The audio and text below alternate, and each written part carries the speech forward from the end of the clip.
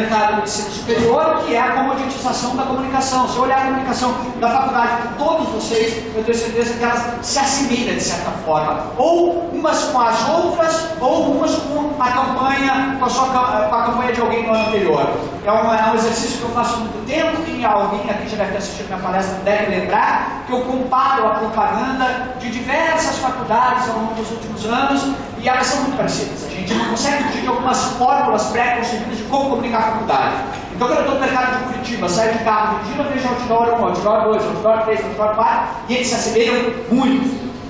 Eu tenho uma comunicação, ao mesmo tempo a gente opta pelos mesmos meios de comunicação, as instituições ainda não se modernizaram. Quando eu pego o mix de comunicação de vocês, eu vejo que, talvez, se vocês estiverem sendo bastante ousados, 30% do orçamento desse ano esteja sendo investido em internet.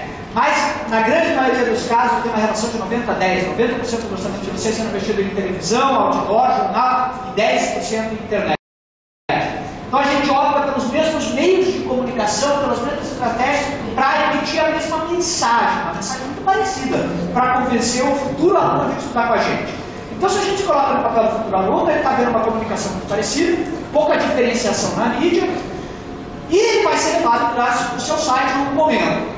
O fato é que no seu site você poderia estar fazendo uma comunicação muito diferenciada, você poderia estar rindo desse cara, e você não faz. Você, quando esse cara entra no seu site, diz a mesma coisa que os seus concorrentes dizem. Quando eu analiso o texto introdutório do curso de administração de faculdades de diversos mercados, eu sempre sou surpreendido por uma comoditização. Eu convido vocês a fazer esse exercício. Peguem o texto introdução do texto de administração de vocês, tirem a marca de vocês, coloquem o nome do concorrente. Se pegar, esse texto ele não está criando, não está contando um diferencial, ele está comoditizando o seu produto. Pega o texto do curso de vocês, pega o texto do curso de um concorrente, leva para o coordenador de administração e fala assim: me diz quem nós somos. Se ele não souber dizer muito bem ou titubear, provavelmente você está reforçando a comoditização da sua mensagem, o que vai te entregar para uma concorrência de preço, de conveniência, de localização.